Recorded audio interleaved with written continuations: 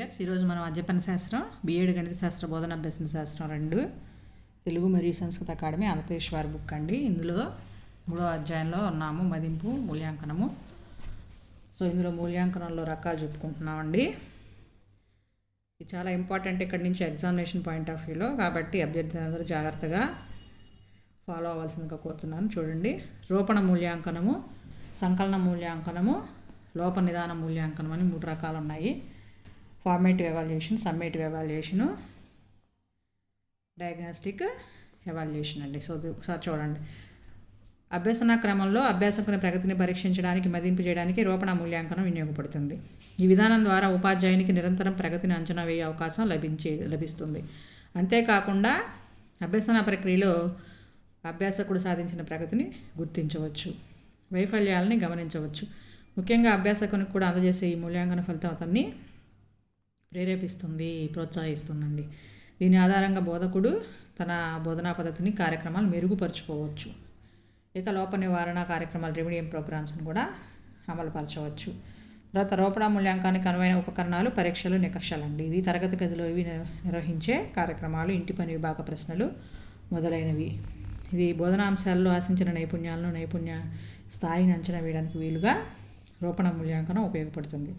ఇందులో ముఖ్యంగా ఉపాధ్యాయుడు తయారు చేసిన పరీక్షల్ని, నికషాలని ఎక్కువగా వినియోగించడం జరుగుతుంది. అవసరాన్ని బట్టి ఉపాధ్యాయుడు పరిశీలన పద్ధతులను కూడా వినియోగించి అభ్యసన కార్యక్రమంలో భాగంగా ఉపయోగిస్తూ ఉంటారు. కానీ తుది ఫలితాన్ని ప్రకటించడానికి కానీ, తర్వాత తరగతి లేదా విషయంలో గ్రేడులను ఇవ్వడానికి కానీ ఈ రూపణ మూల్యాంకనాన్ని ఉపయోగించరండి. నెక్స్ట్, సంకలన మూల్యాంకనం ఏంటి? ఇది ఫార్మేటివ్ ఎవాల్యుయేషన్ అండి. ఇది బోధనాభ్యసన ప్రక్రియలో భాగంగా మాత్రమే. ఇప్పుడు సంకలన మూల్యాంకనం అంటే సమ్మేటివ్ ఎవాల్యుయేషన్. ఇది బోధన ప్రక్రియ ప్రారంభం లేదా ముగింపులో భాగంగా జరపబడేదే ఈ మూల్యాంకనం. అంటే అభ్యాసకుడు బోధనా లక్ష్యాల సాధనలో సాధించిన ప్రగతిని నిర్ణీత బోధన కాలం చివర అంచనా వేయటకు జరపబడే మూల్యాంకనమే సంకలన మూల్యాంకనం.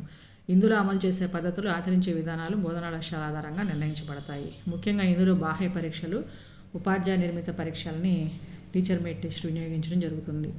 ఈ మూల్యాంకనం యొక్క ముఖ్య ఉద్దేశం ఏంటంటే సంబంధిత బోధనా పద్ధతుల ఉపయుక్తను నిర్ధారించడానికి వినియోగించుట. నెక్స్ట్, లోప నిదాన మూల్యాంకనం అండి. ఇందులో డయాగ్నోస్టిక్ ఎవాల్యుయేషన్ అంటాము. ఇది ఒక పాఠం లేదా తరగతి యొక్క బోధనా ప్రక్రియ ప్రారంభించే ముందు చేస్తారు. ఒక విద్యార్థి లేదా తరగతి మొత్తం యొక్క నిర్దిష్టమైన బలదుర్భాంశాలను, స్ట్రెంగ్త్స్ అండ్ వీక్నెస్ని కనుక్కోవడానికి ఉపయోగపడుతూ ఉంటుందండి ఈ లోప నిదాన మూల్యాంకనం అనేది. సరే, ఇప్పుడు సంకలన మూల్యాంకనం, రూపణ మూల్యాంకనం తేడా ఏంటి అంటే, ఇది సమ్మేటివ్ ఎవాల్యుయేషను, అలాగే ఫార్మేటివ్ ఎవాల్యుయేషన్, SAFA. బోధనా కార్యక్రమం పూర్తయిన తర్వాత తుది ఫలితాన్ని అంచనా వేయడానికి సమ్మేటివ్. బోధనా కార్యక్రమం భాగంగా ఎప్పటికప్పుడు కార్యక్రమాల ప్రామాణికతని, విద్యార్థి ప్రగతిని అంచనా వేయచ్చు ఫార్మేటివ్. బోధనా కార్యక్రమ విధానాలు, అంశాల ప్రాధాన్యతను అంచనా వేయవచ్చు. రోజువారీ బోధన చర్యలను పరీక్షించి మార్పులు చేర్పులు చేయవచ్చు. ఇది అభ్యాసీ కేంద్రీకృతము, ఇది బోధకుని కేంద్రీకృతము. ఫార్మేటివ్ కాబట్టి ఇది, సమ్మేటివ్ కాబట్టి అభ్యాసీ కేంద్రీకృతము. ఇది నిర్మాణాత్మకతకు ప్రాధాన్యతనిస్తుంది. ఇది ప్రక్రియను మెరుగుపరచడానికి ప్రాధాన్యతనిస్తుంది. ఇది బోధనా ప్రక్రియలోని అంశము. ఇది బోధనా ప్రక్రియలో నిరంతరం అనుబంధంగా నిర్వహించబడుతుంది.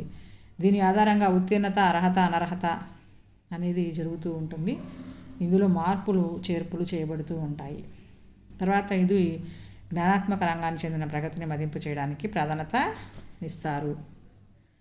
ఇది అన్ని రంగాల్లోనూ జ్ఞానాత్మక, మానసిక, చలనాత్మక విద్యార్థి ప్రగతికి ప్రాముఖ్యతనిస్తారు. ఉపాధ్యాయునికి విద్యార్థి వ్యక్తిగత ఇబ్బందులు, అవరోధాలపై అవగాహన లభించుట సాధ్యం కాదు. ఇది అవగాహన అనేది లభిస్తూ ఉంటుంది. ఇది విద్యార్థి కేంద్రీకృతం కాబట్టి, అభ్యాస కేంద్రీకృతం కాబట్టి ఉపాధ్యాయునికి వాటిపైన అవగాహన, విద్యార్థికి వ్యక్తిగత ఇబ్బందులు ఉన్నాయా, అవరోధాలు ఉన్నాయా అని అవగాహన అనేది ఈ సమ్మేటివ్ ద్వారా సాధ్యపడదు. ఎక్కువ సిలబస్తో పెడతారు కాబట్టి, ఇది తక్కువ సిలబస్తో పెడతారు కాబట్టి ఇమీడియట్గా అవగాహన చేసుకొని విద్యార్థికి తగినంత ప్రోత్సాహం అందించడానికి ఉపయోగపడుతూ ఉంటుందండి. ఇది రూపణ మూల్యాంకనం అనేది. నెక్స్ట్,